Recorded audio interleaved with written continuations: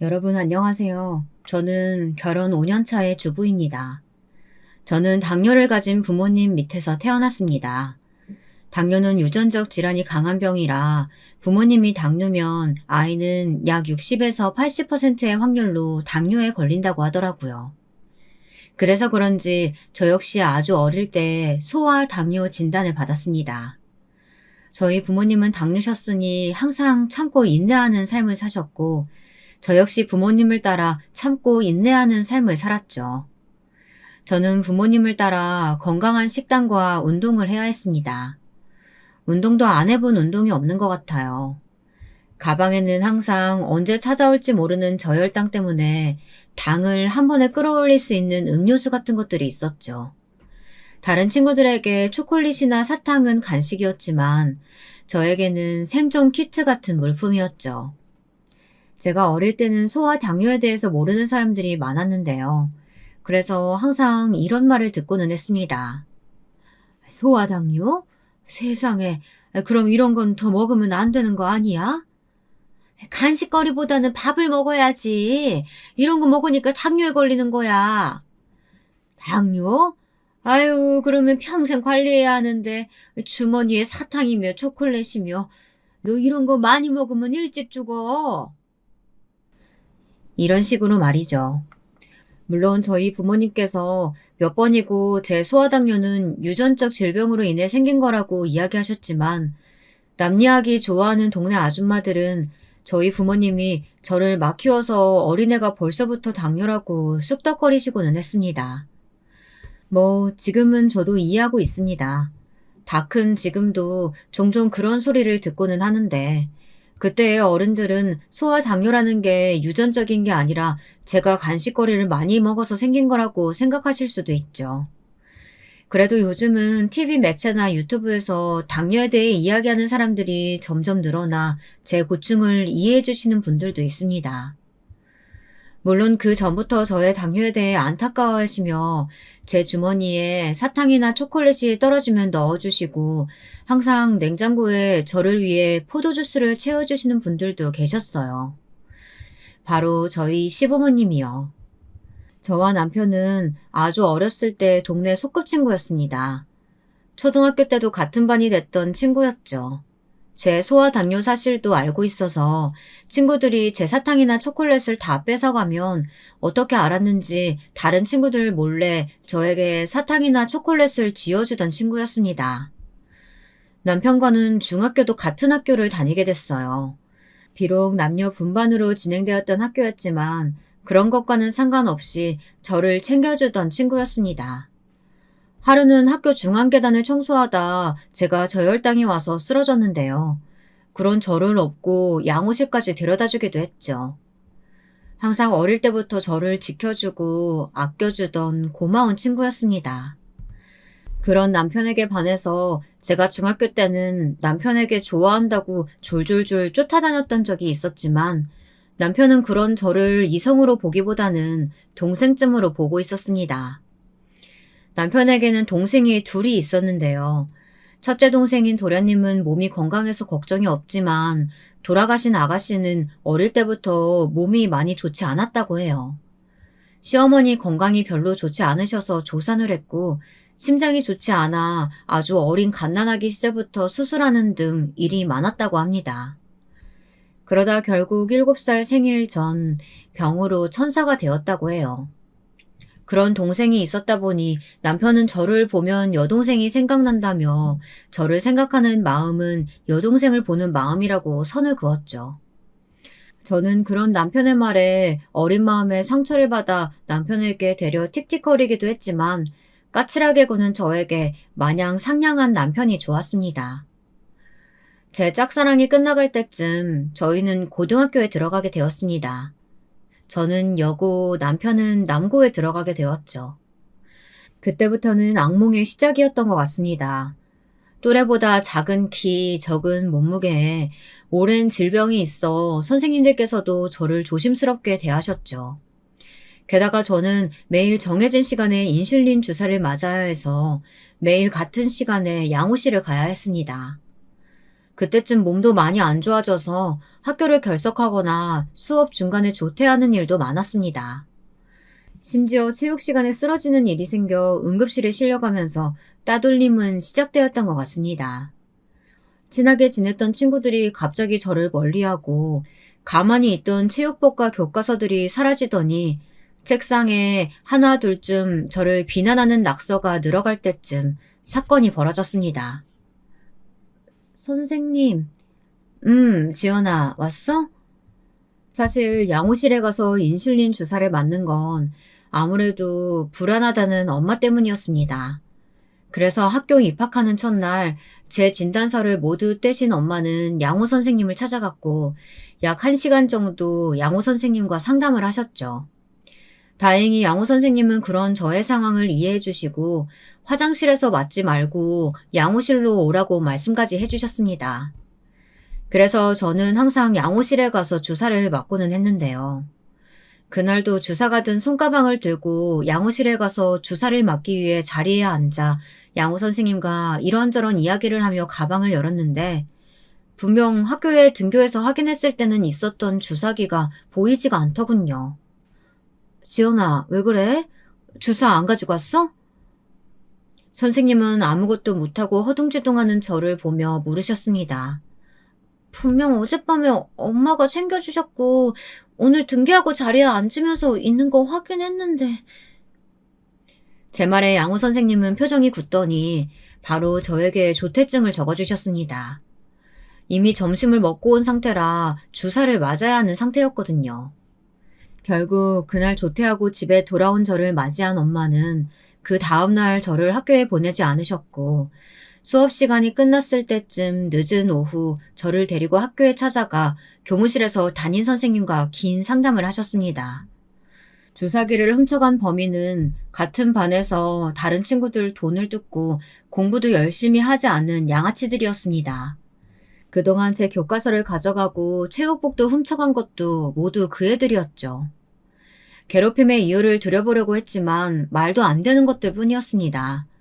맨날 약한 척하고 조퇴하고 학교를 안 나온다는 게 전부였습니다. 그리고 가끔씩 아빠가 데리러 오지 못하시는 날 제가 종종 버스를 타고 하교를 했는데 그때마다 제가 버스 정류장에서 예쁜 척을 하며 다른 학교 남자애들한테 꼬리치는 게 꼴보기가 싫었다는 겁니다.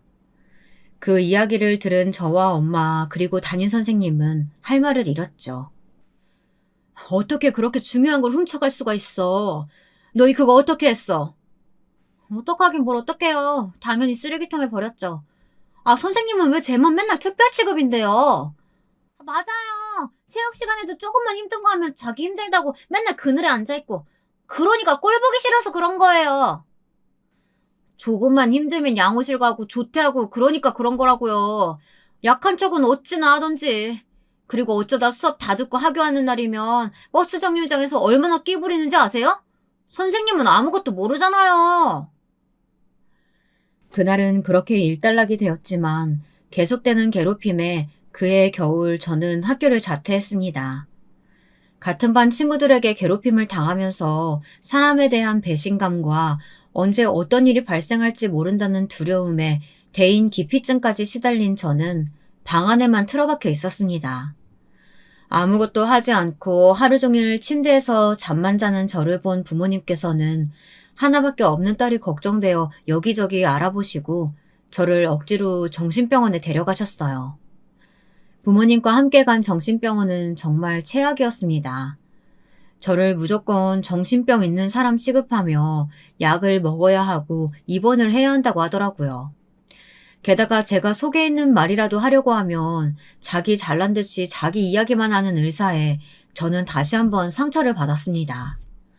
병원을 다니고 있는데도 나아질 기미가 보이지 않고 오히려 진리를 거부하며 방문까지 굳게 잠궈버린 저를 다시 세상 밖으로 끄집어낸 사람이 바로 남편이었습니다.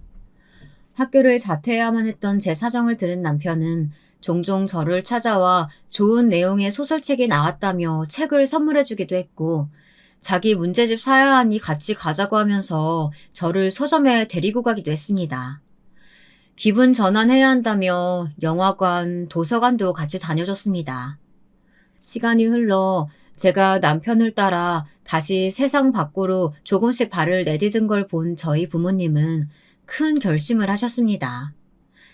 저를 한국에 있는 학교에 다시 입학시키는 게 아니라 유학을 보내는 걸로요.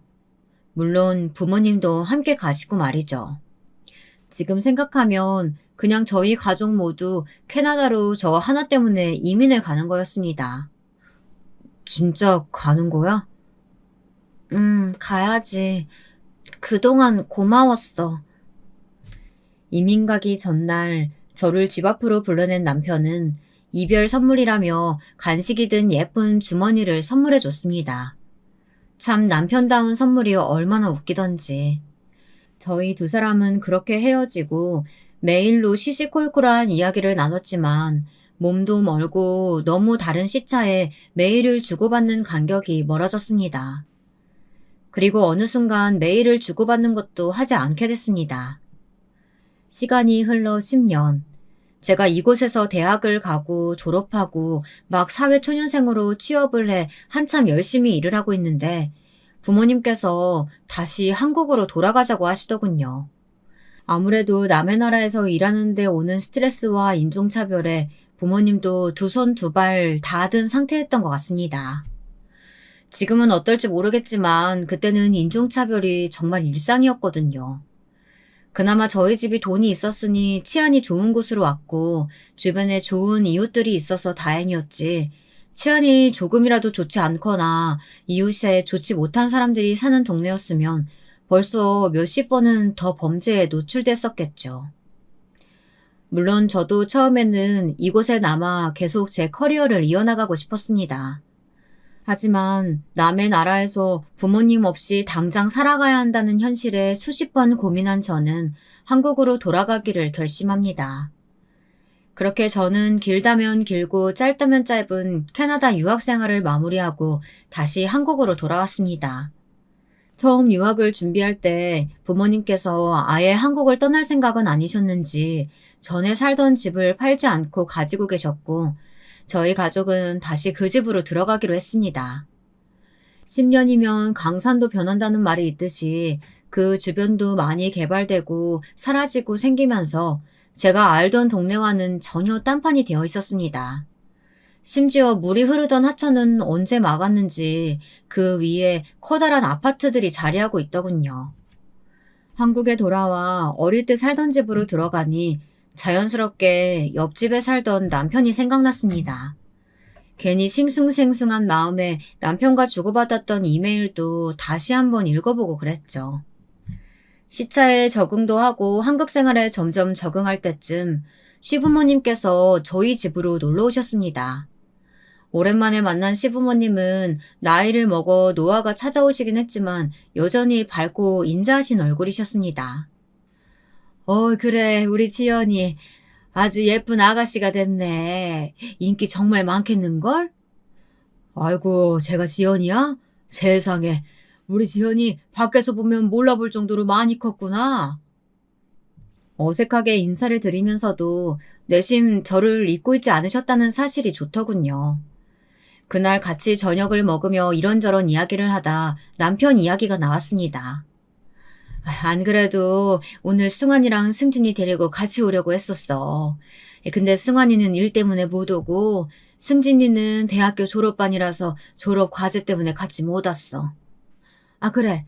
안 그래도 승환이한테 지연이 너도 같이 한국 왔다고 말했더니 자기 명함을 주더구나. 한번 연락해서 승환이한테 맛있는 거 얻어먹으렴. 이러면서 남편의 명함을 주시더군요. 그 명함이 뭐라고. 남편을 좋아했던 어린 시절처럼 괜히 가슴이 두근두근 거리더군요. 마치 어렸던 그때로 돌아간 것처럼요. 한 일주일은 정말 연락을 해도 되는지 엄청 고민했습니다. 그러다 우연히 밖에서 쇼핑을 하다가 시어머니를 만나게 됐어요. 어지러우신지 벽에 기대어 있으셔서 혹시 위급 상황인가 싶어서 다가갔거든요. 처음에는 누군지도 모르고 그냥 도움이 필요하신 분 같아서 말을 걸었습니다. 저기요, 괜찮으세요? 어디 아프세요? 의식이 있는지 확인하기 위해 다가가 물었다 얼굴을 봤는데 시어머니였어요. 그러니 제가 얼마나 놀랐겠어요. 세상에, 아주머니, 왜 그러세요? 저는 황급히 시어머니를 부축해 큰 거리로 나와 119를 불러 상황을 설명했고 구급차를 타고 보호자 신분으로 같이 병원에 갔죠. 병원에서 여러 검사를 하고 이석증이라고 하더라고요. 아무래도 어지럼증이 심하시니 하루 정도는 입원을 권한다는 의사의 말에 저는 알겠다고 대답했습니다. 입원을 기다리는 동안 검사 후 지쳐서 의자에 기대어 계시는 시어머니를 보다가 지갑에 가지고 다니던 남편 명함을 꺼내 남편에게 전화를 걸었습니다. 네, 이승환입니다. 승환아, 나야, 지연이.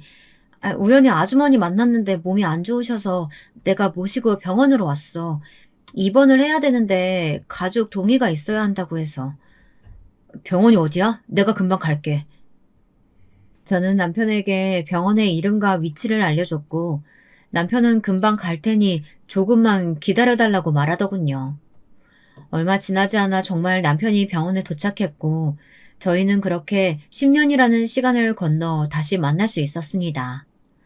다행히 시어머니는 하루 입원하시고 퇴원하셨고 병원에서 지어오신 약을 꼬박꼬박 드시면서 다시 건강을 찾으셨습니다. 그 일이 있고 종종 시어머니께서는 놀러 오라는 말을 여러 번 하셨어요. 물론 어릴 때처럼 옆집에 사는 건 아니었지만 같은 동네였기 때문에 저는 취업 전까지 종종 놀러 가서 말상대도 해드리고 같이 점심도 먹고 그랬습니다. 그때쯤만 해도 저랑 남편이랑 아무 사이도 아니었으니까 그럴 수 있었죠. 바쁘게 살았던 캐나다에서와는 다르게 한가한 백수 생활을 즐기고 있던 어느 날 남편에게서 밥을 사주겠다는 연락이 왔습니다. 다행히 너 덕분에 우리 엄마 늦지 않게 병원에 가실 수 있었어. 도움 못 받고 계속 거기 계셨으면 쓰러졌을 거라고 하더라고. 우리 엄마 생명의 은인인데 내가 맛있는 거 사야지. 언제가 좋아? 뭐야, 대뜸 전화해서. 나는 언제든 좋아. 지금 백수 생활 즐기고 있거든. 내가 시간 맞출게. 너 가능한 시간 문자로 보내줘. 제 말에 남편은 정말 자기가 가능한 시간을 문자로 보내줬고 정말 저희는 만나게 되었습니다. 정말 만나서 딱 밥만 먹고 좀 걷다가 헤어졌어요. 남편은 그 다음날 출근을 해야 하기 때문에 술을 마시기도 뭐했거든요. 저는 그게 남편과 보내는 마지막 시간이라고 생각했습니다. 그때 저도 남편에게 관심이 없었고 남편도 저한테 관심이 없을 거라고 생각했거든요. 그런데 끝일 거라고 생각했던 만남이 2번, 3번이 되더니 어느 순간 매주 만나게 되는 거 아니겠어요? 심지어는 크리스마스 당일에도 만나서 놀았으니 점점 더 이 관계가 무슨 관계인지 궁금해지더라고요. 그래서 그냥 남편에게 단도직입적으로 물어봤습니다. 우리 무슨 사이야? 뭐가? 봐봐, 우리 매주 만나고 있잖아. 내가 매주 약속을 잡고 있으니까 매주 만나지. 그리고 크리스마스 당일에도 만났잖아. 응, 내가 크리스마스에 약속을 잡았으니까. 아니, 그러니까 내 말은 무슨 친구가 매주 약속을 잡아서 만나고 연인이나 가족들이랑 함께 보내는 크리스마스에도 1대1로 만나서 노냐고. 그걸 이제야 깨달은 거야? 이 대답을 듣는데 정말 남편 멱살을 잡고 흔들고 싶은 심정이었습니다. 결국 그날 끝을 봐야겠다는 생각으로 남편을 긁고 있는데 그제서야 툭 결혼하자는 말을 하더군요. 우리 결혼하자. 뭐? 세상에 연애도 안 하고 있는데 결혼부터 꺼내는 남자라니. 정말 어이가 없어서 제가 아무 말도 못하고 있자 남편이 씩 웃으면서 제 손을 가져가더니 예쁜 금반지 하나를 제 왼손 약지에 껴주며 그러더군요. 사실 오늘 고백하려고 했었어. 근데 지연이 너가 이렇게 먼저 이야기할 거라고는 생각도 못했다. 너 유학 가고 나는 너 엄청 생각했어. 물론 너는 적응하느라 바쁘고 나도 수험생 생활하느라 자주 연락도 못했고 어느 순간 메일도 끊겨져서 그대로 끝이라고 생각했어. 엄마 통해서 너희 가족 다시 한국에 돌아왔다는 말 들었을 때도 믿기지 않았고. 그러다 널 다시 만났고 알게 모르게 변해져 있는 우리를 생각하니까 함께 보내지 못했던 10년이라는 세월이 너무 아쉽더라. 그래서 그랬어. 매주 만나서 우리가 함께하지 못했던 10년이라는 세월 얼른 만회하고 싶었거든. 치, 바보. 지연아, 앞으로 남은 세월은 영원히 나랑 같이 해줄래? 그렇게 저는 남편의 소박한 청혼을 받았고, 저희는 그 다음해 5월 결혼식을 올렸습니다. 저희가 결혼한다는 말에 양가 부모님들은 모두 환영하셨습니다. 심지어 시어머니는 상견례 자리에서 자기가 그때 아팠던 게 마치 이렇게 될 운명이었기 때문에 아팠던 거라면서 어찌나 호쾌하게 웃으시던지. 너희 둘 내가 이어준 거다? 내가 그날 거기서 아파가지고 딱 지연이 마주쳐서 지연이가 승환이 너한테 연락한 거잖아.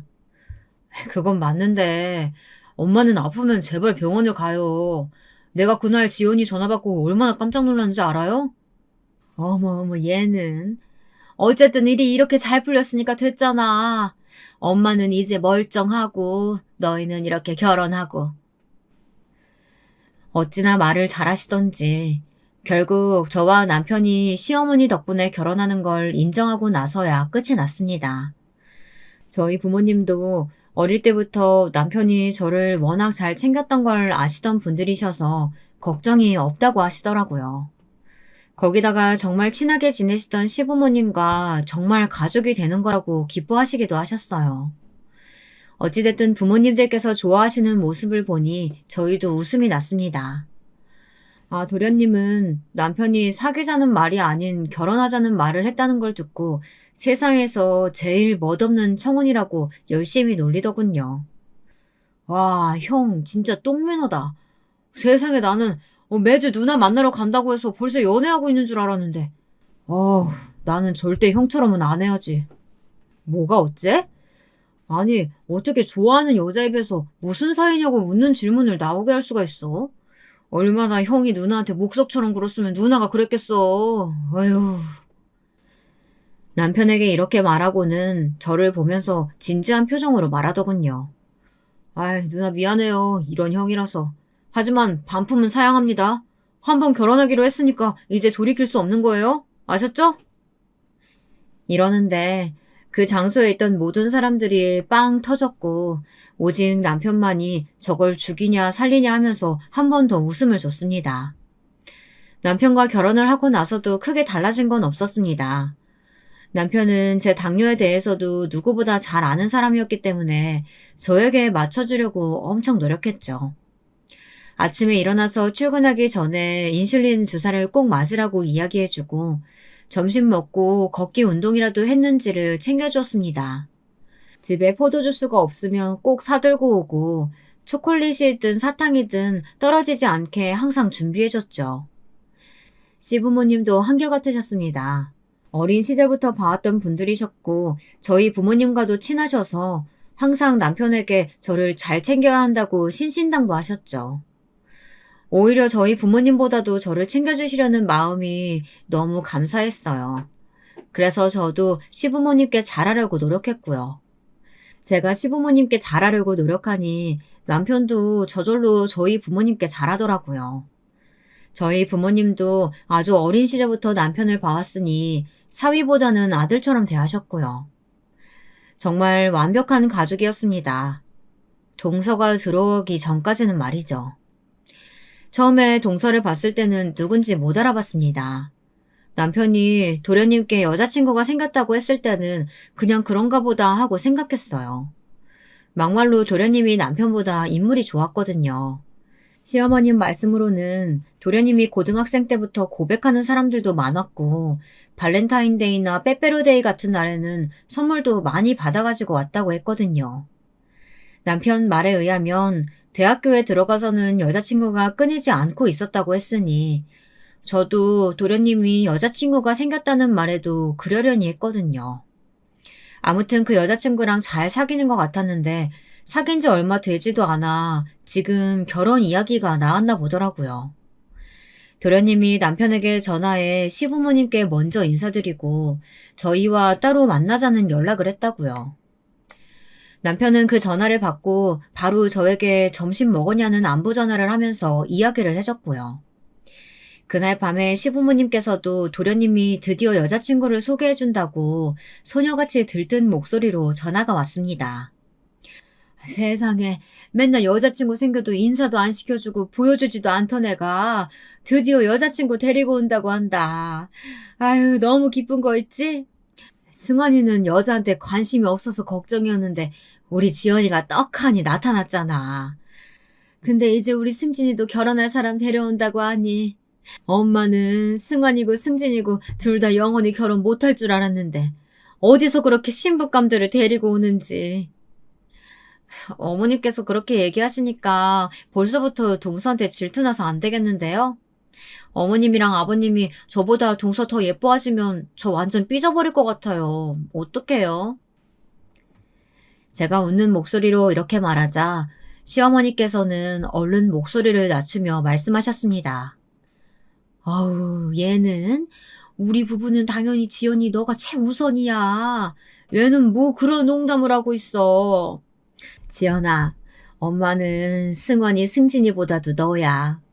아무리 예쁘고 싹싹한 애가 내 둘째 며느리로 들어온다고 한들 너만큼 예쁘고 사랑스러울 리 없어. 우리에게 너는 며느리가 아니라 딸이야. 내 배에서 나오지 않았지만 지연이 너는 정말 예쁜 내 딸이야. 우리가 얼마나 널 예뻐하는지 그 누구보다 지연이 너가 잘 알잖니. 이러시면서 단호하게 이야기하시는 시어머니의 말씀에 괜히 눈물이 나오더군요. 저는 눈물을 꾹꾹 눌러 참으며 애써 장난치듯 목소리를 꾸며 말했습니다. 그러면 제가 동서한테 엄청 잘해줘야겠는데요? 동서가 소외받는 데는 생각 들지 않게 제가 잘해줄게요. 아무튼 우리한테는 지연이가 최고니까 그런 생각, 걱정 절대 하지 마렴. 알겠지? 네, 어머님, 알겠습니다. 그렇게 어머님과 전화를 끊고 저는 남편 품에서 조금 울었습니다. 사실 지금은 괜찮아졌다고 해도 고등학생 때 있었던 친구들의 배신이나 따돌림이 아직도 제 마음 한켠에 자리 잡고 있었거든요.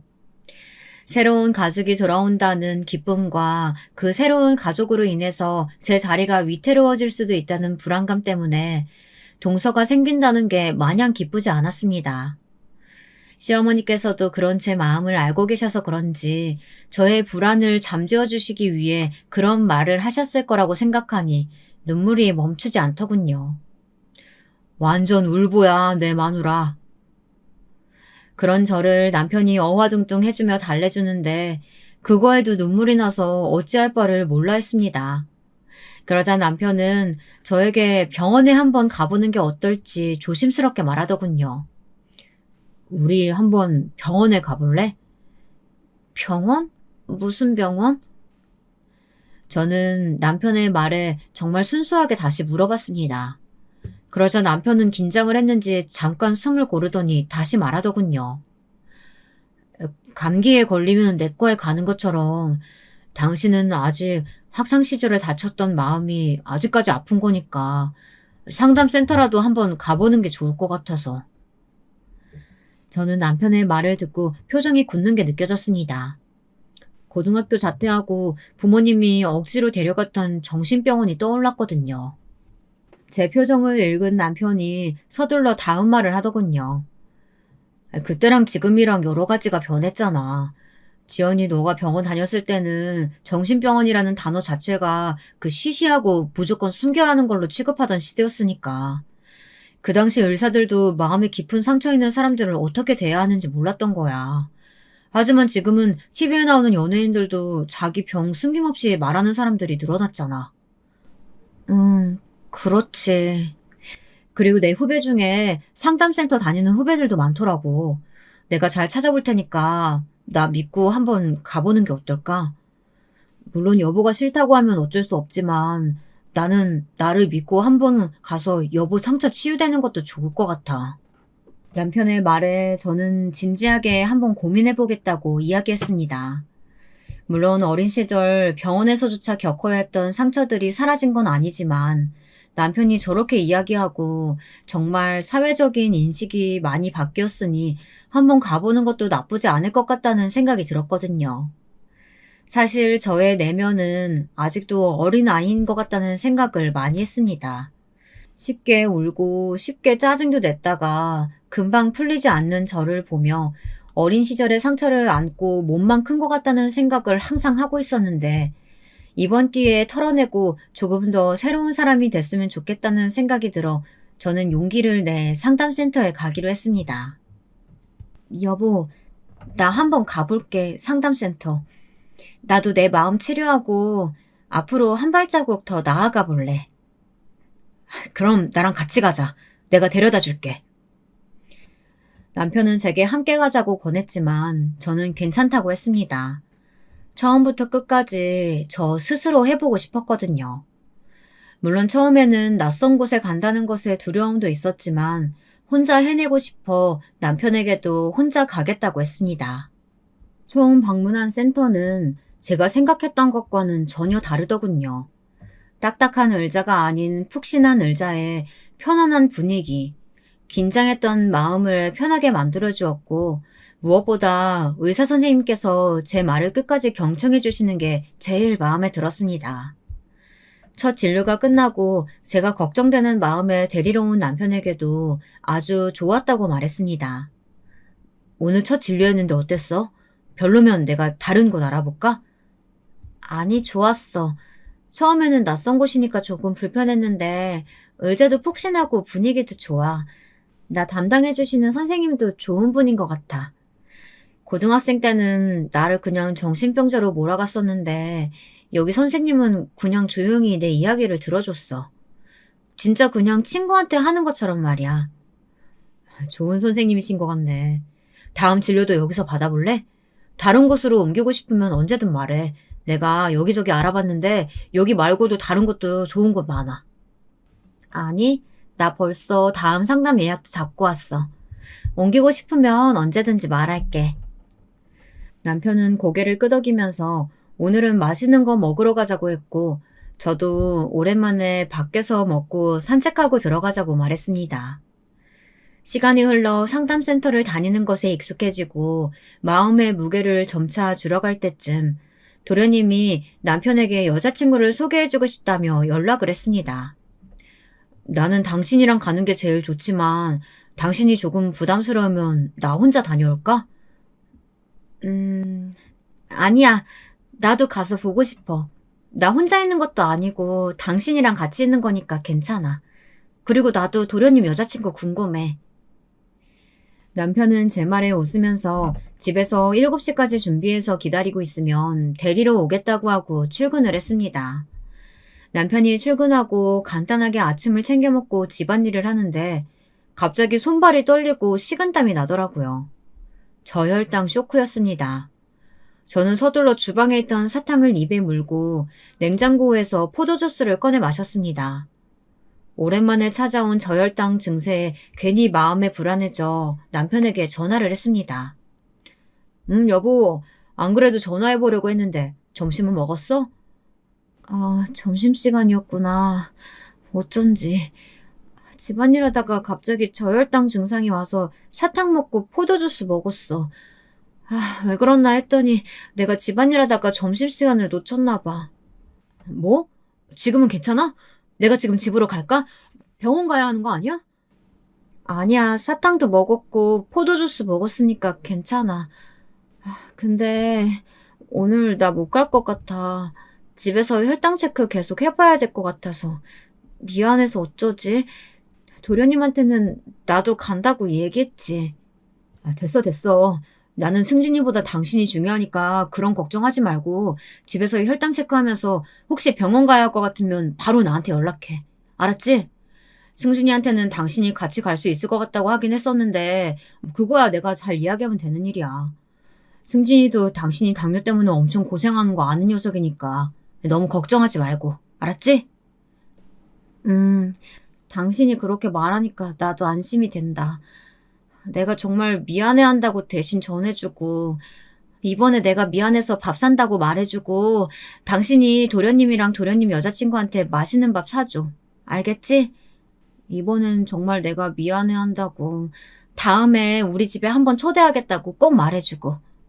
고마워. 남편은 알겠다고 하면서 얼른 밥 챙겨 먹고 혈당 체크해서 자기한테도 알려달라고 하고는 전화를 끊더군요. 저는 남편과 전화를 끊고 시계를 확인했더니 정말 점심시간이 지나가고 있었습니다. 정신없이 집안일에 몰두했더니 시간 가는 줄 몰랐거든요. 사실 당뇨는 혈당과의 싸움이라서 정해진 시간에 주사를 맞는 것도 중요하지만 꼬박꼬박 밥을 챙겨 먹고 혈당 체크를 하는 것도 중요하거든요. 가끔씩 밥 시간을 놓친 적은 있었지만 이렇게 손발이 떨리고 심장이 두근거리고 식은땀이 난 건 처음이라 괜히 마음이 조급해지더군요. 저는 서둘러 밥을 챙겨 먹고는 혈당을 체크했습니다. 다행히 혈당이 정상 수치로 나오더군요.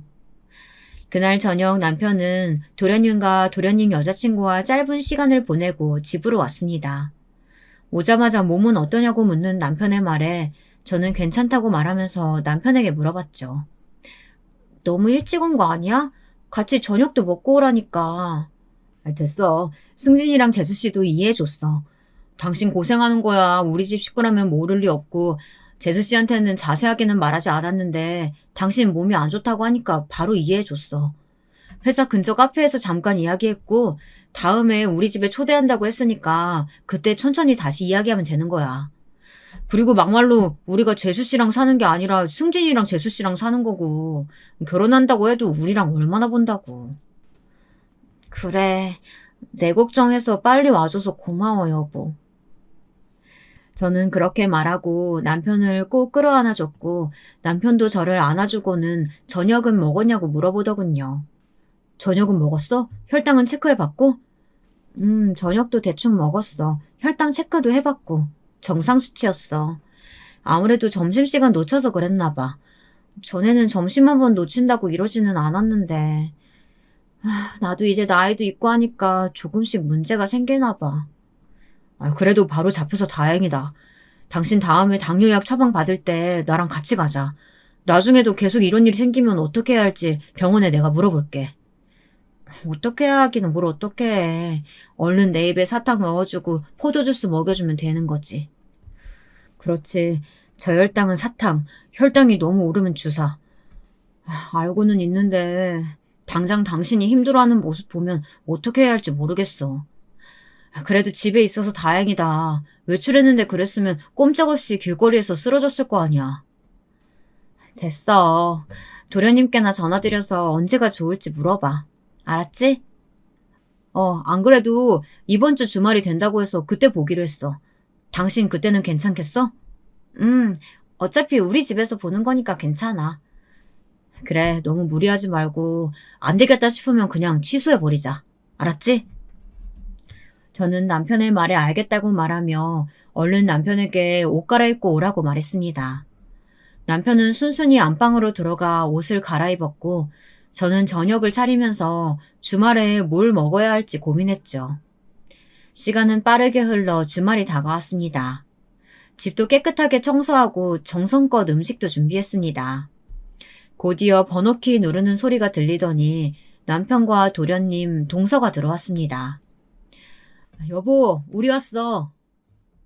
저는 남편의 목소리에 현관문 앞으로 갔고 그곳에는 익숙한 듯한 얼굴의 여성이 신발을 벗으며 집으로 들어오고 있었습니다. 어서 오세요. 반갑게 인사를 하며 동서의 얼굴을 보는데 정말 어딘가 익숙한 얼굴이었습니다. 동서도 저를 보더니 잠시 흠칫하는가 싶더니 인사를 하더군요. 처음 뵙겠습니다. 김지아라고 합니다. 네, 반가워요. 저는 우선 우리 집에 온 손님들을 잘 대접해야겠다는 생각에 차려놓은 식사를 대접하고 후식 과일까지 푸짐하게 대접했습니다. 저번에는 미안했어요. 제가 갑자기 그냥 몸 상태가 안 좋아져서 저 때문에 이 사람도 얼른 들어와 버리고 많이 속상했죠. 아니에요. 저희 그날 데이트하고 놀았어요. 그런 걱정하지 마세요. 이렇게 맛있는 저녁도 대접해 주셨잖아요. 오히려 저희가 죄송하죠. 쉬셔야 하는데 저희 때문에 바쁘게 음식 준비하셨을 텐데. 화기애애한 분위기 속에서 여러 이야기가 나왔습니다. 그러면서 문득 느껴지는 기시감에 기분이 묘해지더라고요. 동서와 도련님이 가고 뭔가 찝찝함을 느낀 저는 남편에게 동서에 대해 이것저것 물어봤습니다. 동서 말이야, 도련님이랑 동갑이야? 아니, 우리랑 동갑이래. 둘이 일하다가 만났다고 하던데. 일하다가? 같은 회사인가 봐? 같은 회사는 아니고 협력회사였는데 같이 프로젝트 하다가 눈 맞았다고 하더라고. 내가 듣기로는 재수 씨가 승진이한테 반해서 쫓아다녔고, 승진이도 자기 좋다는 사람 궁금해서 몇 번 만나다가 그렇게 연애 시작했다고 하더라고. 동서 학교는 어디 나왔는지 들었어? 학교? 대학교 말이야? 아, 여보 그렇게 안 봤는데 학벌 따지는 사람이었어? 장난치듯 놀리듯이 묻는 남편을 안 아프게 찰싹 때리고는 속에 있던 말을 털어놨습니다. 아니, 얼굴이 묘하게 익숙해서 어디서 본 것 같은데 어디서 봤는지 모르겠네. 오다 가다 만난 거 아닐까? 내가 듣기론 재수 씨도 이 동네 살았다고 하던데 고등학교 때까지 이 동네 살다가 대학교는 타 지역으로 가고 대학교 졸업하고 다시 이쪽으로 돌아온 거라고 하더라고. 동네에서 오다 가다 만났으면 그럴 수도 있지.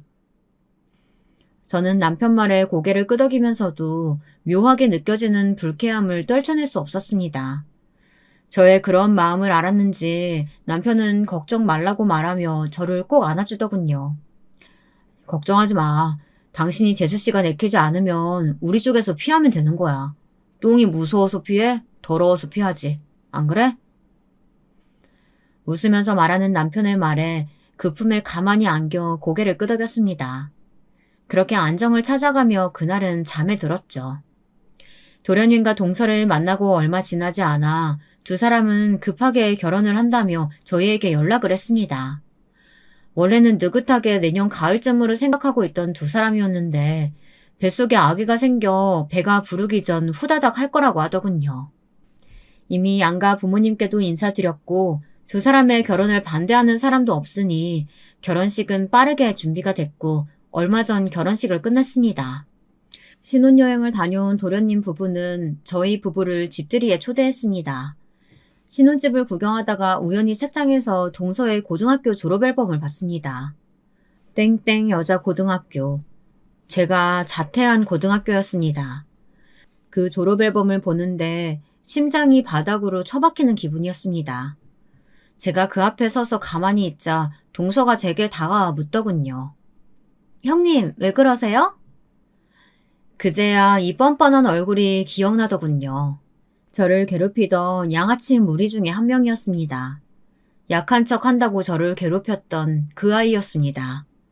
제가 아무 말도 없이 자기를 보는 걸 느꼈는지 동서가 주변을 살피다가 조용히 말을 꺼내더군요.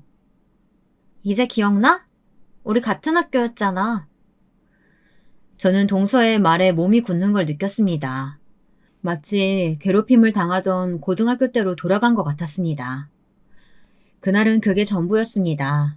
남편은 제가 아무 말도 하지 않자 저혈당이라도 온 거 아니냐며 자기 주머니에 있던 사탕을 급하게 제 입에 물려주고는 저를 데리고 서둘러 집으로 돌아왔죠.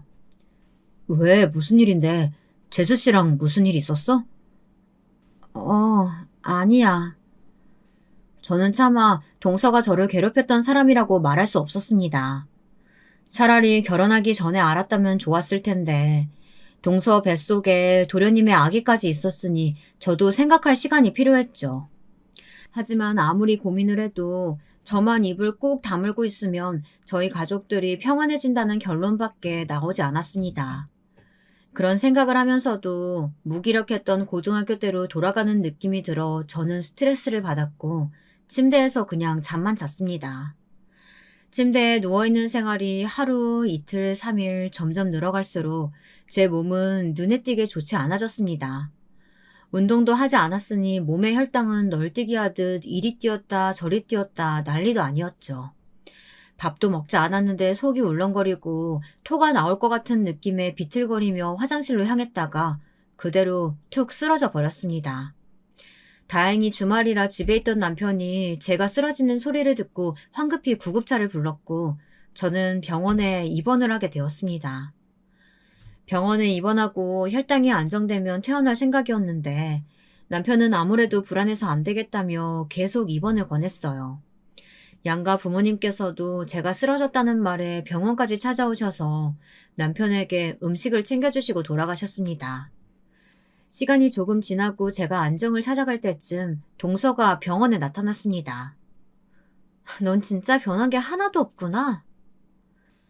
뻔뻔하게 부른 배를 붙잡고 온 동서는 깔깔거리면서 힘없이 앉아있는 저를 내려다보며 말했습니다. 여전히 약한 척 꾀병 부리면서 주변 관심 받는 거 좋아하는 관종기. 아직도 버리지 못했나 봐? 뭐? 내가 지금 꾀병이라는 거야? 그럼 이게 꾀병 아니고 뭐야? 병원복 입고 누워있다고 다 아픈 거니? 내가 지금 누구 때문에 이렇게 됐는데. 말도 안 되는 너희 억지 때문에 내가 학교도 자퇴하고 도망치듯 한국 떠나고 아직도 과거에서 허우적거리는 게 다 누구 때문인데. 누구 때문이긴 누구 때문이야. 아직도 멍청하게 약한 척 꾀병 부리는 너 자신 때문이지. 어디서 내 핑계 대고 난리야? 야, 꾀병 그만 부리고 일어나. 나 따라서 태어나고 네가 그렇게 자랑하는 네 요리 솜씨로 시부 생일상이나 차려. 이러면서 저한테 달려들려고 하는 거 아니겠어요? 제가 아무런 반항도 못하고 머리채가 잡히는 순간 문 쪽에서 시아버지의 목소리가 들렸습니다. 고얀 거 당장 안 떨어져? 저도 동서도 갑작스러운 시아버지의 소리에 깜짝 놀라 얼음처럼 굳어있는데 시아버지가 성큼성큼 저희 쪽으로 다가오셔서는 아직도 붙잡혀 있던 제 머리카락을 동서의 손가락에서 조심스럽게 빼내시곤 동서의 뺨을 철썩 때리시더군요. 다 들었다. 누구 때문에 이렇게 힘들어하고 있는데 너는 그깟 생일상 차리기 싫어서 아파서 입원한 사람을 괴롭혀? 아니 아버님 그게 아니라요. 됐다. 그만하고 썩 꺼져. 내가 다 들은 이상 더 이상 우리 귀한 지연이한테 너 같은 학폭 가해자 붙어있는 거 참을 수 없다. 아버님 지금 저 때리신 거예요? 아버님 손주 가지고 있는 저를요? 저 이거 신고할 거예요. 신고해라. 나는 손주보다 인간의 됨됨이가 중요한 사람이다. 지연이가 무슨 생각으로 이렇게까지 참으면서 너를 비밀로 했을지 생각하니까 내 마음이 안 좋은데 너는 아픈 사람 머리카락 쥐어뜯으면서 꾀병 부리지 말라는 말이나 하고 나는 너같이 폭력으로 해결하려는 며느리, 그 며느리 배에서 태어난 손주 다 필요 없다. 시아버지는 그 말을 끝으로 동서를 병실에서 몰아내셨고 저에게 다가와 동서가 쥐어뜯어 헝클어진 머리카락을 조심스럽게 정리해 주시며 제게 말했습니다. 말을 해야지. 속으로만 끙끙 앓고 있으니 이렇게 된 거 아니야. 그 목소리가 어찌나 다정하시던지 저는 엉엉 울어버리고 말았습니다. 시아버지를 통해 사건의 모든 전말을 알게 된 남편도 회사를 조퇴하고 병원으로 뛰어와 저를 꼭 안아주었습니다. 시아버지에게 말을 전해들은 시어머니와 도련님께서도 병실을 찾아왔고 도련님은 동서가 학폭을 했다는 사실을 알았더라면 결혼하지 않았을 거라고 사기 결혼으로 고소를 하겠다고 화를 냈습니다. 그때 동서가 도련님에게 전화를 했습니다. 나 아버님 신고할 거야. 어떻게 자기 손주 가지고 있는 나를 때릴 수가 있어? 얼마나 큰 목소리로 말하는지 핸드폰 너머의 소리가 쩌렁쩌렁 울리더군요. 그 말을 들은 저는 어이가 없어 저 역시 동서를 고소하겠다고 소리쳤습니다. 아버님 고소하기만 해봐. 나도 똑같이 할 거야. 너가 먼저 가만히 있는 내 머리 쥐어뜯었잖아. 제 목소리를 들었는지 전화는 곧바로 끊겼고 그 다음날 시댁으로 동서의 부모님이 쳐들어와서 여기가 임신한 며느리 뺨 때리는 시부모가 사는 집이냐고 동네 시끄럽게 소리를 질렀다고 합니다. 동서 하나 때문에 평화로웠던 저와 시댁이 초토화가 된 거였죠. 저희 시부모님은 침착하게 경찰에 신고를 했고 동서의 부모님은 경찰과 함께 가면서 동네에 떠나가라 시끄럽게 소리를 질렀다고 합니다. 한바탕 난리가 난 동네에 시부모님께서는 집에 있었던 사정을 간단하게 이야기하며 동네 시끄럽게 해서 죄송하다며 떡을 돌리셨습니다. 동서가 정말로 시아버지를 폭행으로 신고할지 모른다는 생각에 저와 남편은 그날 병실 CCTV를 확보했습니다. 도련님은 정말 동서에게 이혼하자며 소장을 보냈지만 뱃속의 아기 양육권 때문에 시간이 좀 걸린다고 하더군요. 도련님께서는 친권과 양육권을 모두 가져오고 싶다고 하셨지만 일이 어떻게 될지는 모르겠다고 하더군요. 저는 퇴원을 하고 저희 집이 아닌 친정으로 요양을 왔습니다. 이것도 시부모님께서 먼저 권하신 거였어요. 동서가 저와 남편의 집에 찾아올 수도 있고 시댁에는 이미 한번 동서 부모님께서 찾아오셨으니 안전한 친정으로 가서 안정을 찾았으면 좋겠다고 하셔서요. 남편도 당분간은 그랬으면 좋겠다고 해서 저는 지금 친정에서 양가 부모님과 남편의 사랑을 받으며 요양하고 있습니다.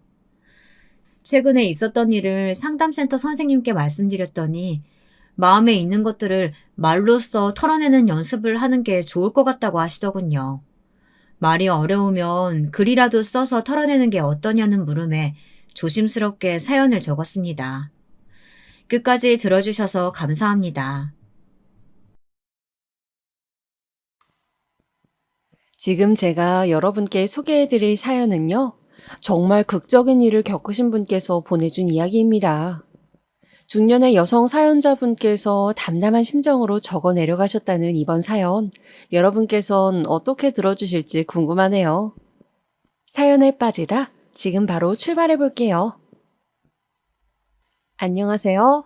제가 장문을 해본 경험이 정말 드물어서 과연 어떻게 적어야 맞는 방식일지 감도 안 잡히는데요. 그저 있었던 일들을 적으면 된다는 안일한 태도로 그냥 한번 적어볼게요. 유튜브 많이들 보시죠?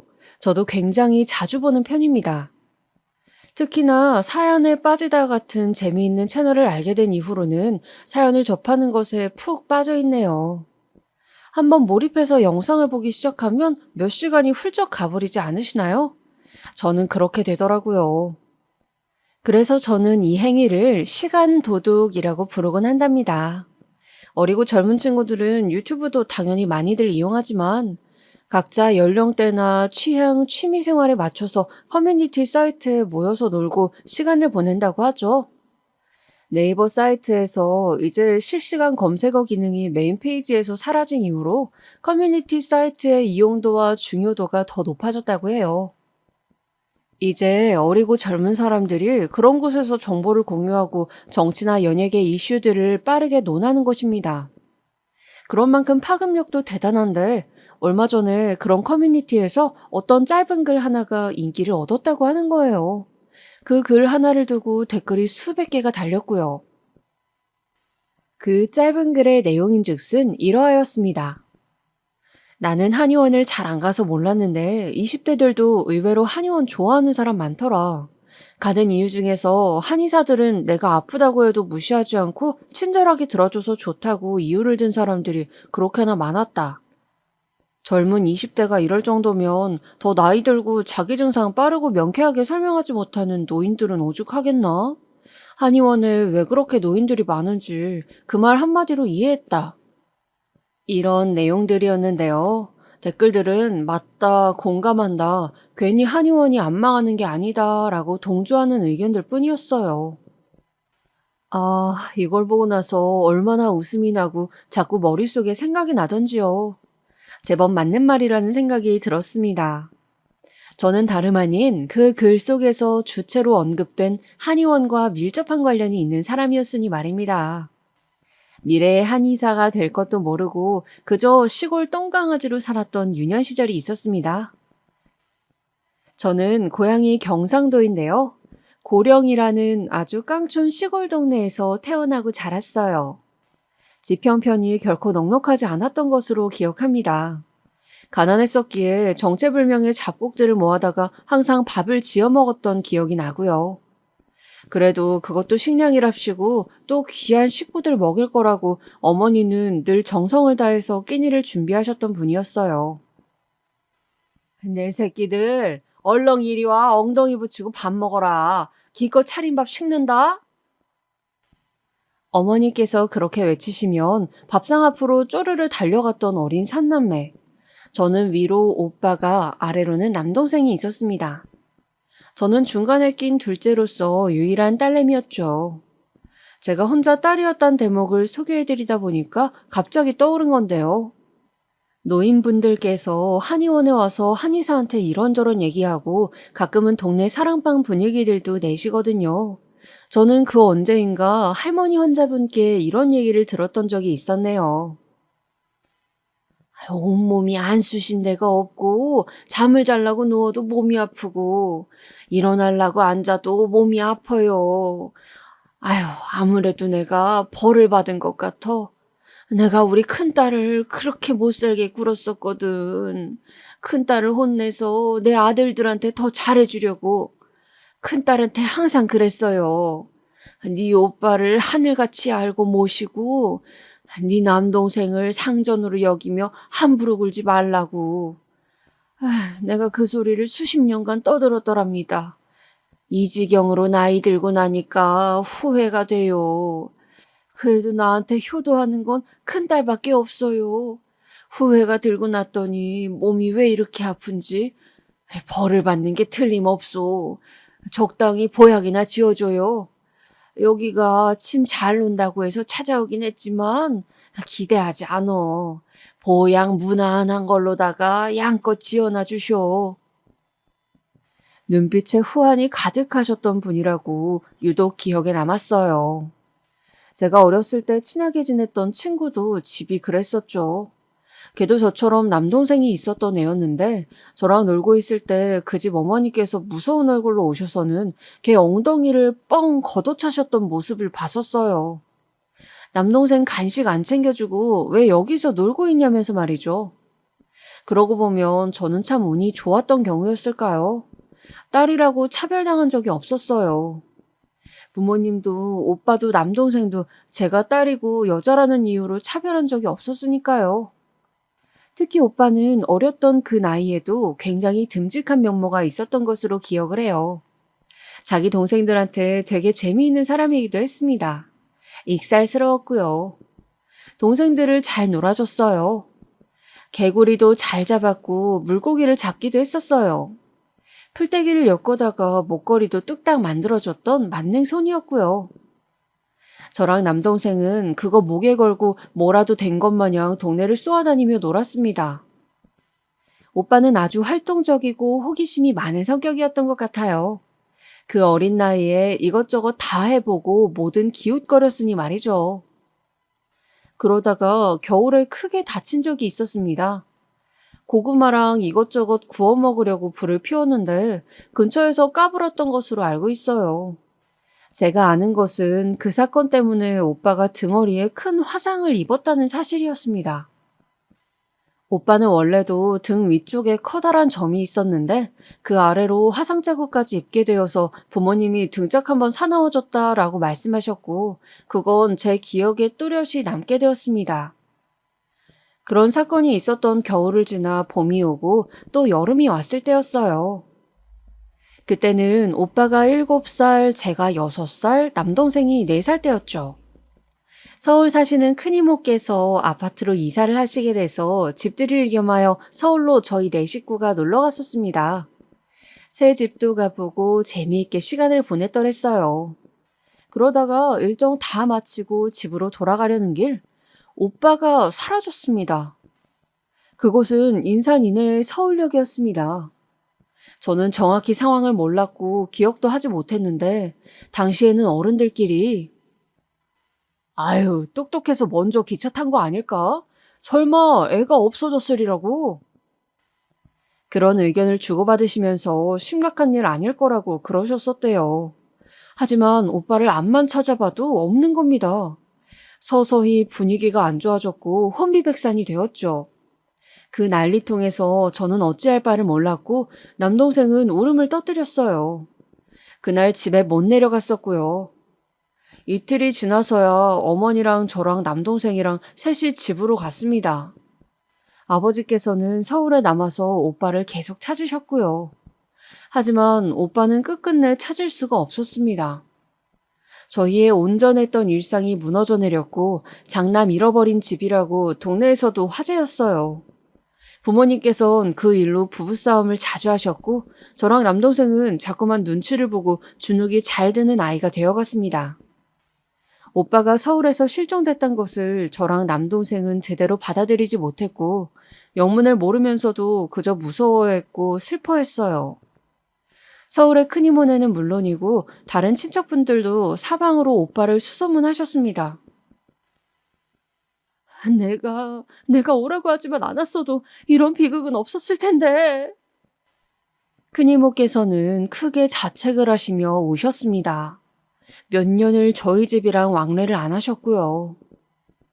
오빠가 없어진 지 거의 10년이 지났을 때가 되어서야 다시 연락하고 지냈습니다. 저희 가족을 위로하는 말들은 각양각색이었어요. 애가 똘똘하고 인물도 잘나서 분명 누가 탐나서 데려갔을 거야. 그 뭐야. 어디 누구네 딸도 잃어버렸다가 1년 만에 찾았는데 데려간 집에서 우리는 자식을 가질 수 없는 몸인데 애가 너무 예쁘게 생겨서 순간 나쁜 판단을 내리고 말았다. 이러면서 자책을 했대. 자기 자식이 죽은 상처 때문에 못 잊고 살다가 닮은 애 보면 납치범죄 일으키는 경우가 있다더라. 자기 자식처럼 키우려고 말이지. 별별 소리를 다 들었었네요. 오빠의 생일, 그리고 오빠가 실종됐던 그날이면 저희 집은 초상집이 되었어요. 어머니께선 못난 어미를 만나 자식이 그 고생을 하는 거라며 가슴을 치셨습니다. 아버지께선 목숨이 다 하시는 그날까지 이제 어떻게 살아야 할지 모르겠다고 하셨고요. 시간이 흐를수록 돌아만 와라에서 살아만 있어라로 저희 가족들의 심정은 바뀌어 갔습니다. 나랑 남동생도 머리가 클수록 그때의 상황, 일들을 제대로 인지하게 되었죠. 그러면서 저희가 부모님을 위로해드리게 되었어요. 분명 잘 살고 있을 거예요. 우리 오빠라서 하는 소리가 아니라 정말 영특하고 착하고 순했으니까. 누나 말이 맞아. 형이 잘났으니까 어떤 부잣집에서 도련님 삼으려고 데려간 것 같아. 너무나도 잘 살고 있기 때문에 다시 우리를 찾아올 생각을 못하고 있는 거라고. 저희 둘은 그렇게 부모님을 위로해드렸어요. 하지만 부모는 자식을 가슴에 묻는다고 하잖아요. 그 어떤 위로도 부모님의 아픔을 녹일 순 없었습니다. 제가 22이었고 남동생이 21때였죠.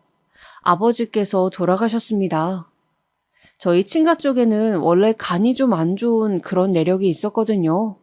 아버지께서도 간 질환으로 돌아가셨어요. 너무 가슴이 아프고 서러웠던 건 아버지의 죽음 앞에서 장남 잃어버리고 술독에 빠져서 살았다잖아. 그래서 간이 망가져버린 것이구만 하는 수근거림이 들려왔을 때였습니다. 이를 악물었네요. 저는 아버지께서 돌아가신 이후로 남겨진 어머니를 잘 챙겨드려야겠다고 다짐했어요. 남동생 또한 마찬가지였습니다. 내가 장남 역할을 제대로 해보겠어. 앞으로 정신 차려서 반드시 그 누구보다 성공해 보일 거야. 각자가 절치부심하게 되었고 그런 저희를 보면서 어머니께서도 마음을 굳게 잡수셨습니다.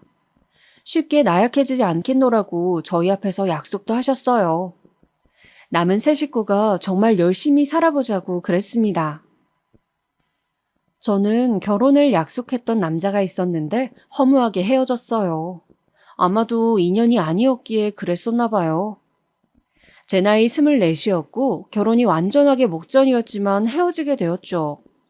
큰 좌절이었습니다. 그러나 진짜 인연은 따로 있었더라고요. 제가 28이 되었던 해의 따스한 봄날, 지금의 남편과 저는 결혼을 하였습니다. 남편은 저보다 2살 위, 당시에 30 나이였네요. 희한하게도 남편 역시 결혼을 약속한 여자가 원래 있었다고 해요. 그런데 그 여자가 전에 만났던 옛 남자를 잊지 못하고 바람을 폈었던 것이죠. 그 옛 남자는 이미 결혼한 후였다는데 그걸 알게 된 남편이 배신감에 헤어지게 되었다고 합니다. 그 후로 인간불신에 걸려서 방황까지 했다네요. 주변에서 선이라도 보라고 하도 그래서 마지못해 선을 봤었지만 내키지 않았대요. 그러다 혼자 사색에 잠겨있던 커피숍에서 저를 만났던 겁니다.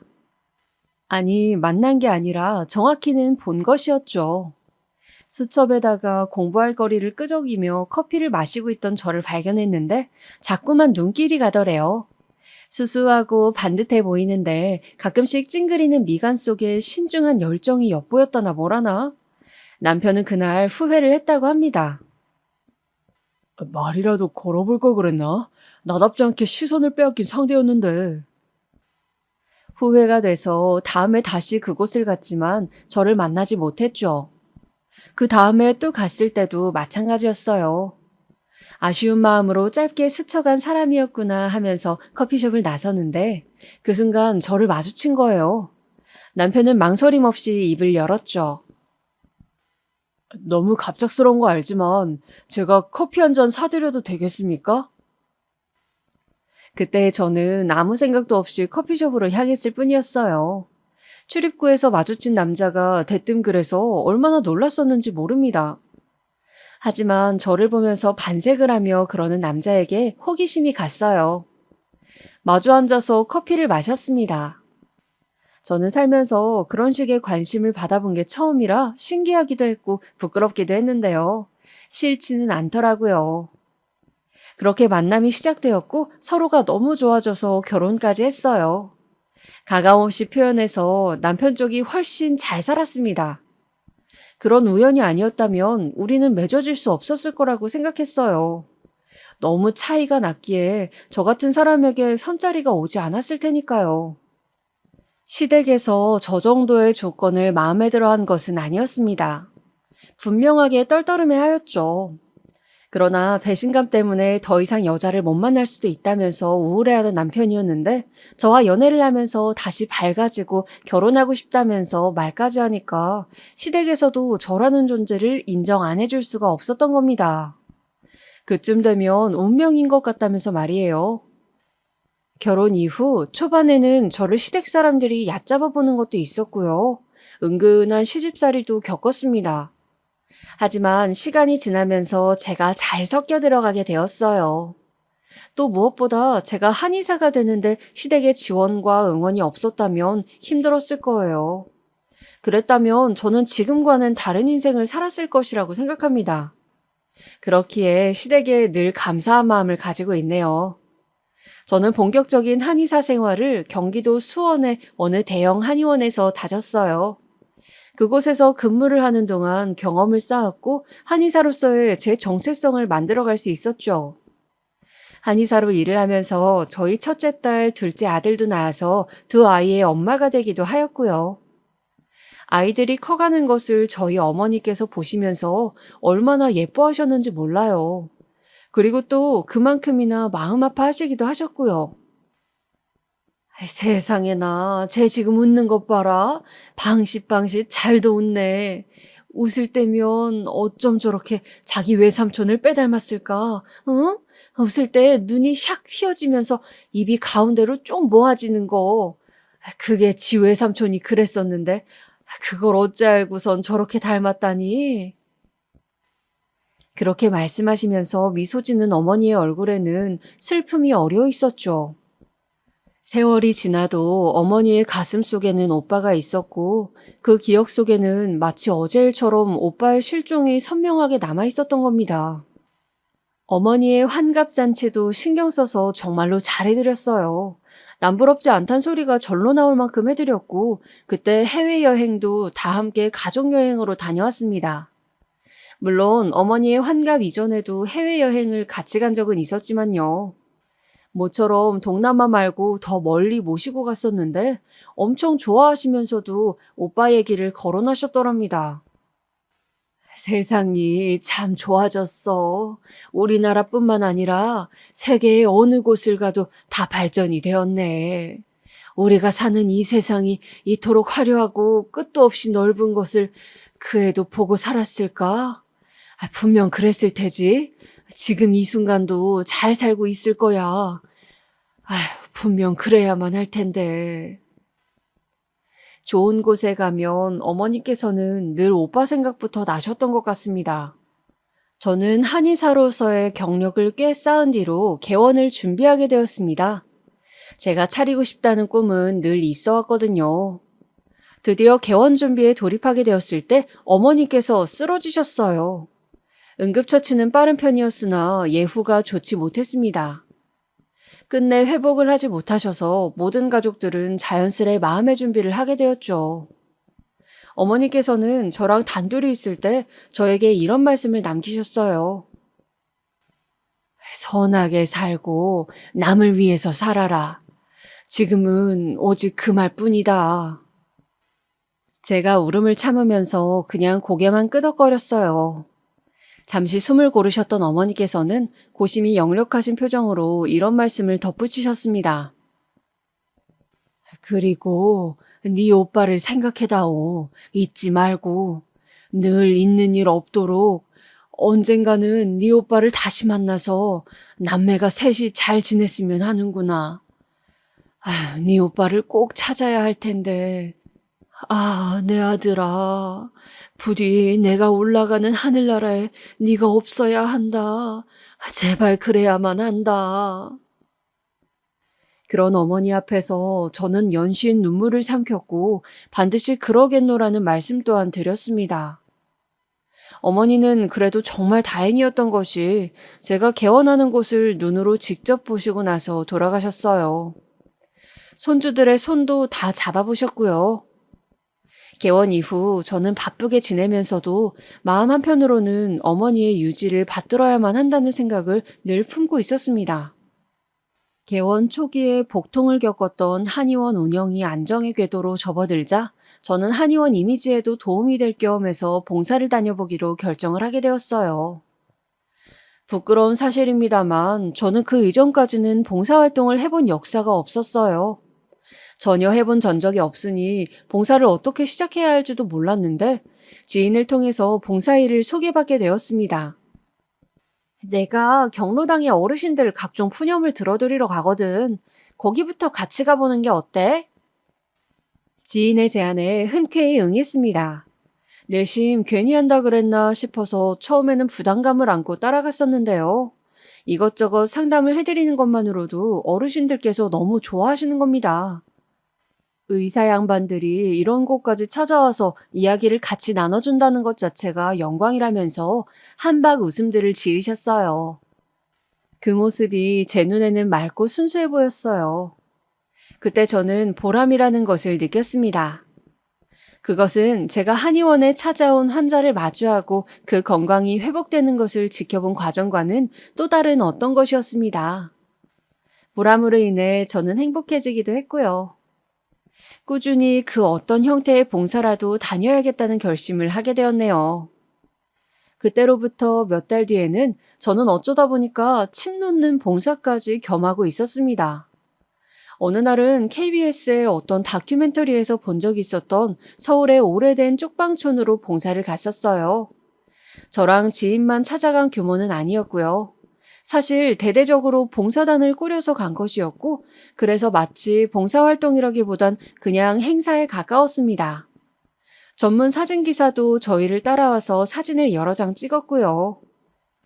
주된 상담은 다른 분들이 하셨고 저는 결리는 곳이라든지 하는 데가 특별히 있다고 하시는 몇 분에 한해서 침을 놔주는 역할을 그냥 맡았습니다. 제 앞에 어떤 운명이 따리를 틀고 있는지도 모르고 태어나기 짝이 없었네요. TV에서 보던 것보다 쪽방촌들이 집마다 모양이 정말 가지각색이고 초라하단 생각이나 하고 있었더랍니다. 그러다가 어떤 분의 순서가 되어서 제가 침을 놔주게 되었어요. 할아버지라고 부르기엔 죄송하지만 그렇게 보이시는 분이셨습니다. 상담을 위시한 짧은 대화를 나눈 끝에 그분에게는 등에다가 침을 놔주기로 하였습니다. 쪽방촌에는 엄청난 사연을 가지신 역사의 산 증인 같으신 분들께서 정말 여러 계셨으나 그분 역시도 만만치 않다는 생각을 했었어요. 왜냐하면 본인을 암 환자라고 소개하셨기 때문입니다. 그분은 암 선고를 막 받으셨던 상태였는데요. 돈도 없고 가족도 없고 그 아무도 나를 돌봐줄 리가 없어서 그냥 여기에 있습니다. 그저 여기서 시간이나 보내면서 죽을 날만 고상하게 기다리는 중이죠. 액면가로 판단하자면 저보다 10살은 많아 보이셨는데요. 그런데 그분이 엎드리시기 전에 제가 가볍게 분위기나 풀어보려고 나이 질문을 드렸다가 저보다 고작 1살이 많으시다는 것을 알고는 그 순간 깜짝 놀랐습니다. 세상에나 지레짐작으로 그분의 유추되는 나이를 말씀드렸더라면 큰 실례일 뻔했었죠. 그분께서는 노가다를 뛰시면서 생활을 이어오셨다고 본인의 과거를 전해주셨습니다. 한번 노가다 현장에서 크게 다치는 일이 있었는데 그것 때문에 쉬게 되어서 돈을 못 벌게 되었고 결국 이쪽 방촌으로 흘러들어오게 되었다고 하셨어요. 그 다친 것 때문에 병원도 다닐 수밖에 없었고 그 바람에 내가 암이 걸렸다는 걸 알게 되었으니 이거 참 잘 된 거라고 해야 하는지 안 된 거라고 해야 하는지.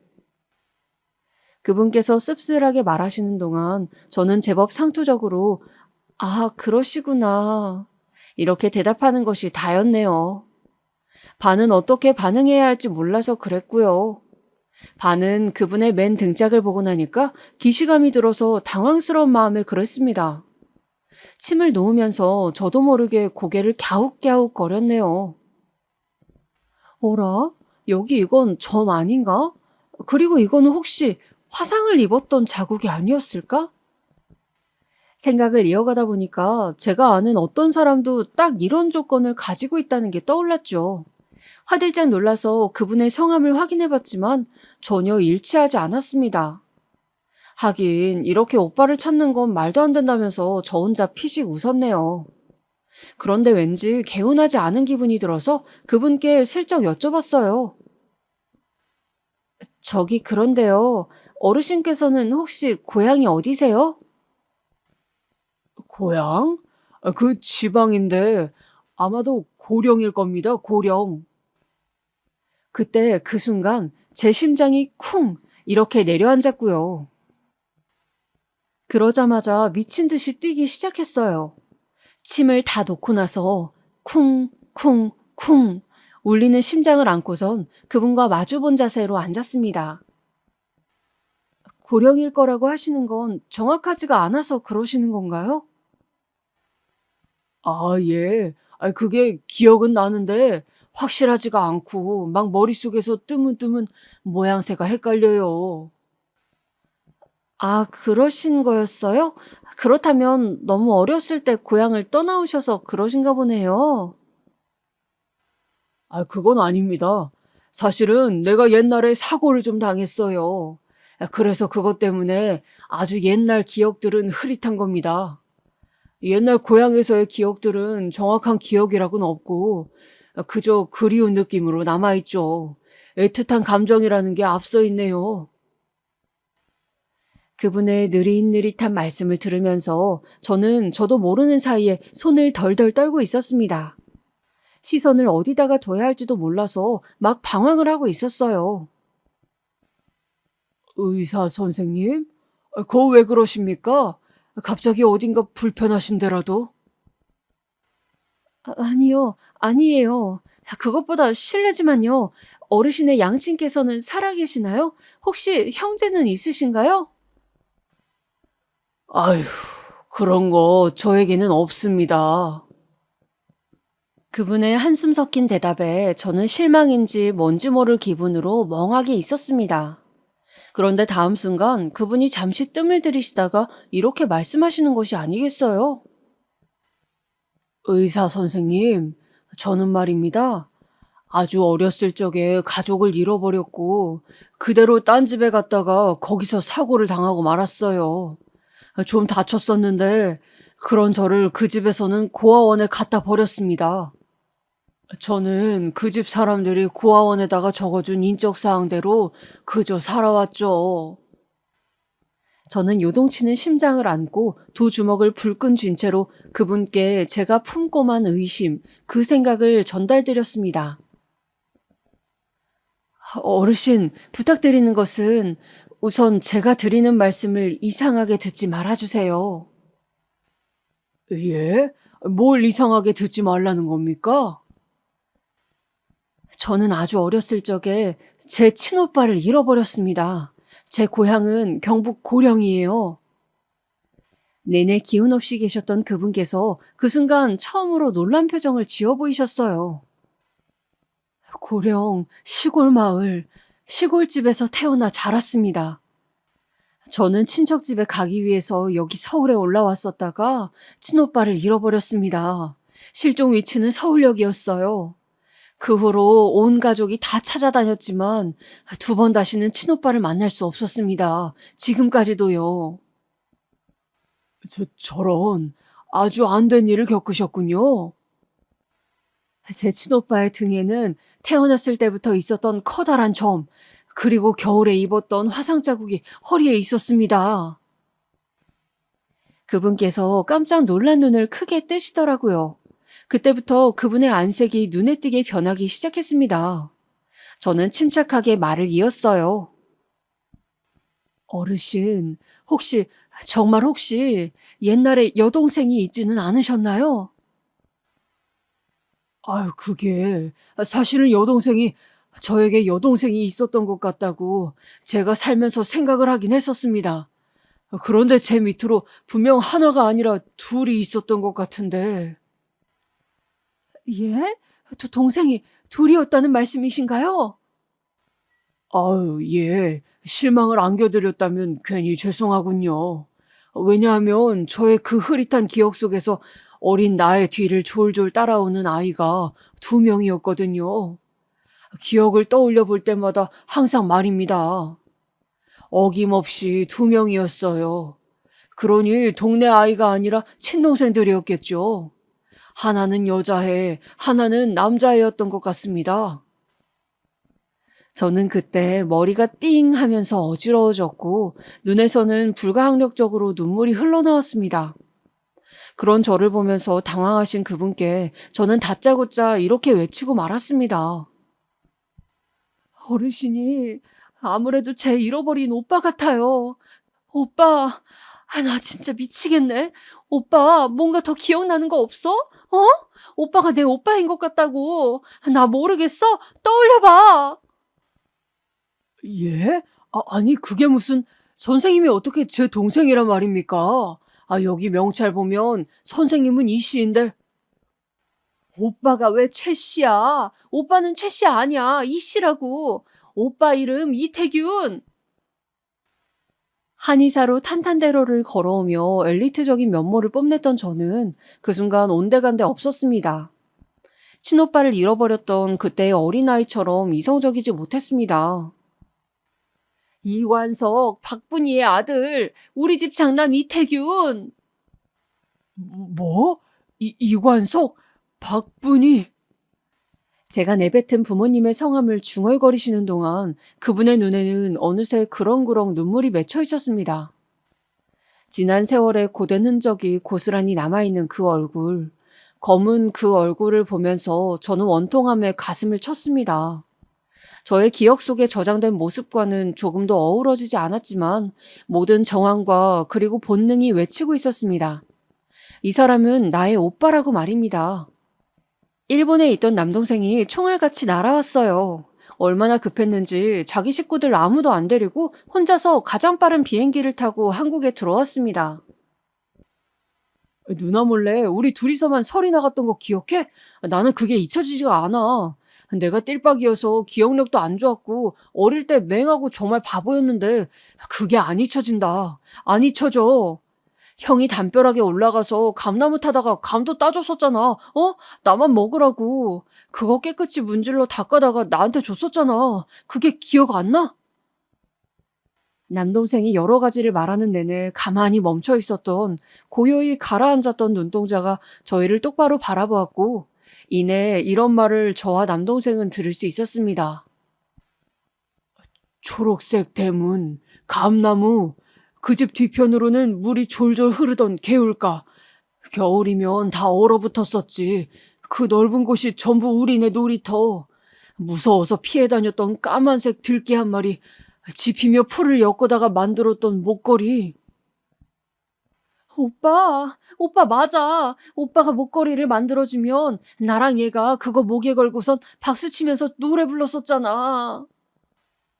제가 놀라서 외쳤을 때 이미 남동생은 엉엉 울고 있었습니다. 믿을 수 없단 눈빛으로 저희 둘을 번갈아서 보던 오빠.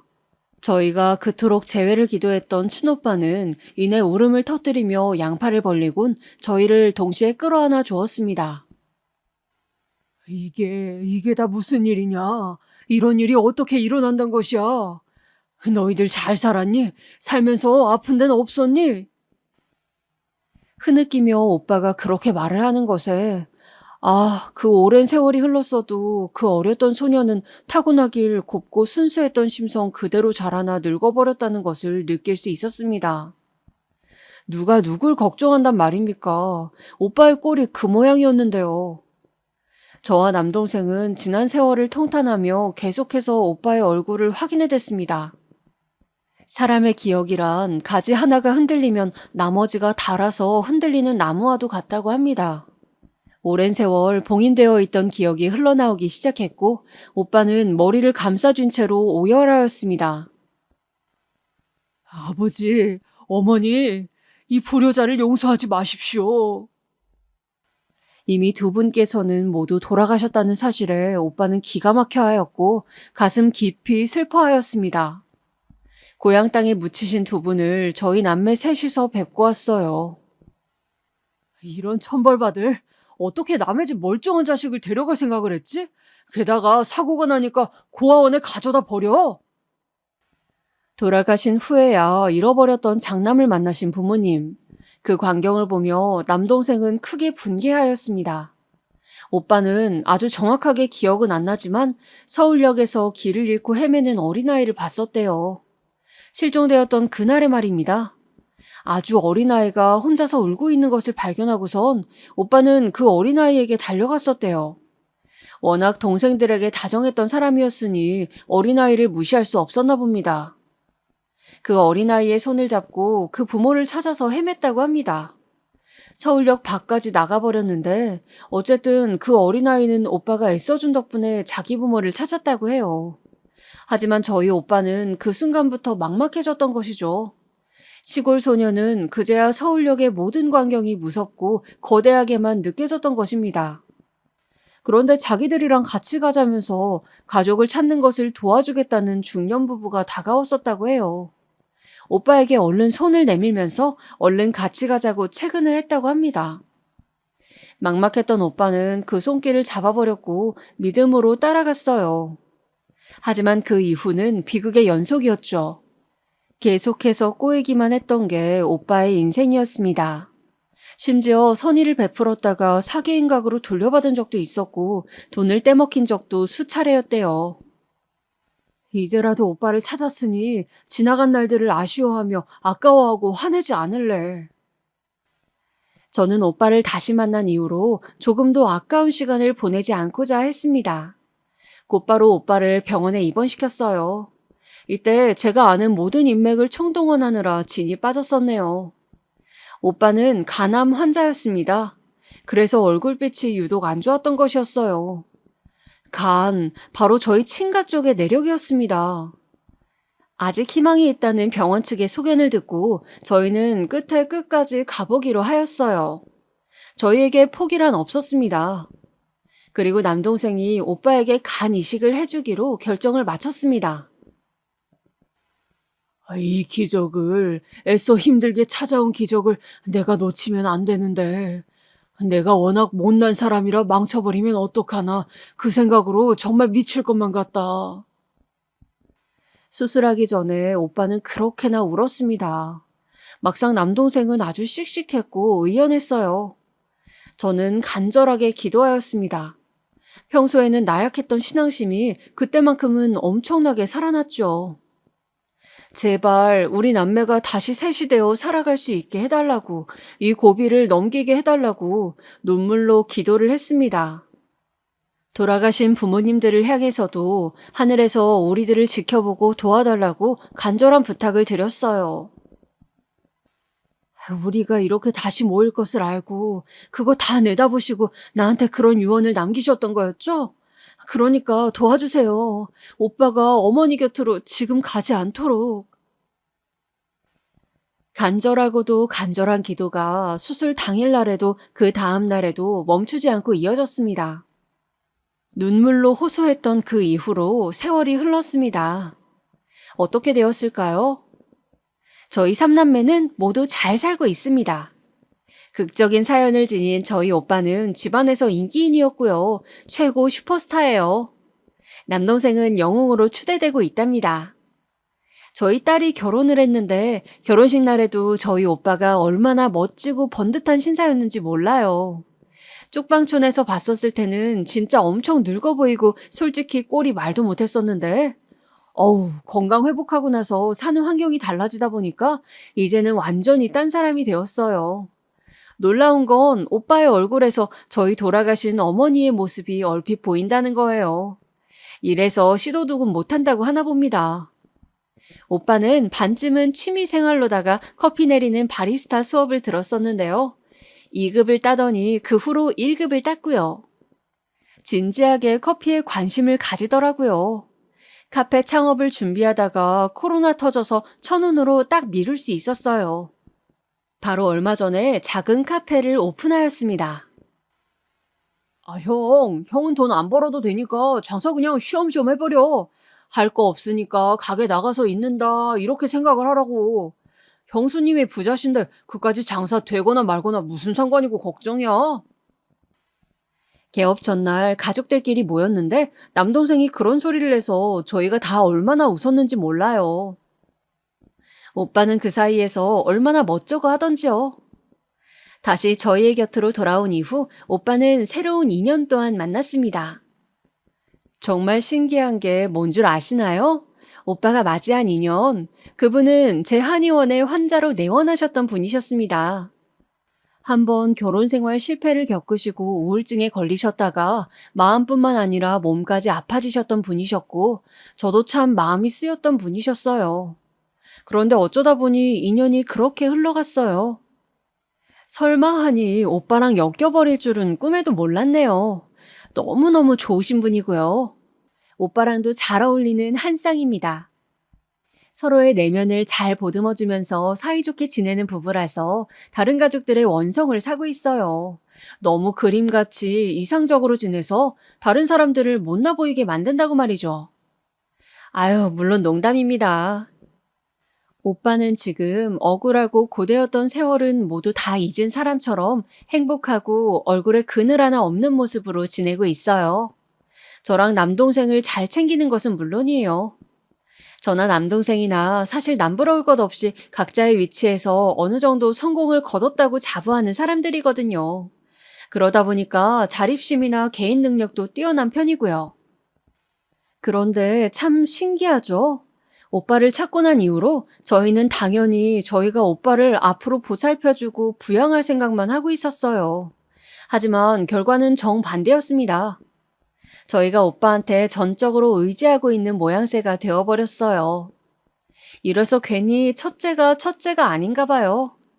정신적으로 의지할 때가 있으니 위안이 되고요. 남한테 꺼내지 못할 속내도 오빠한테는 편하게 털어놓게 되더라고요. 남동생도 마찬가지래요. 아무리 저랑 괜찮게 지내는 사이의 남매였다곤 해도 여자, 남자 차이가 있어서 그건 어쩔 수 없었거든요. 그런데 오빠랑은 둘이서 남자끼리 통하는 무언가가 있나 봅니다. 저만 빼놓고 가끔 둘이서 낚시 여행 다니는데 보기 좋으면서도 괜히 눈꼴 시렵고 웃음도 나고 여러 가지 기분이 들어요. 이게 피로 이어진 사이라는 거겠죠? 일찍 가신 부모님을 위해서라도 저희 삼남매는 남은 시간들을 알차고 행복하게 늘 최선을 다해 살아가려고 합니다. 남매 간의 우애가 상할 일은 아무래도 영영 없을 것 같죠? 저희 생각도 그래요. 사연에 빠지다를 늘 보기만 하다가 갑자기 뭔 바람이 들어서 사연을 적어보았는데 소개가 된다면 정말 떨릴 것 같네요. 만약 사연에 빠지다에 이 사연이 올라온다면 제가 가족들한테 이걸 공유를 해야 할까요? 아니면 저만 간직하고 말아야 할까요? 가족들한테 알린다고 생각을 하니 민망하고 부끄럽기도 하네요. 아무한테도 말 안 하고 저 혼자 슬쩍 적는 거라서요. 어찌되었든 사연에 빠지다에 계신 모든 분들에게도 좋은 일들이 가득하길 빌어봅니다. 사람 사는 모양 너무 다양하잖아요. 한 사람 한 사람 그 인생을 들여다보면 역사가 아닌 인생이란 없는 것 같습니다. 우리 모두 역사를 쓰고 있는 사람들이에요. 자부심을 가지고 내일도 살아가십시다.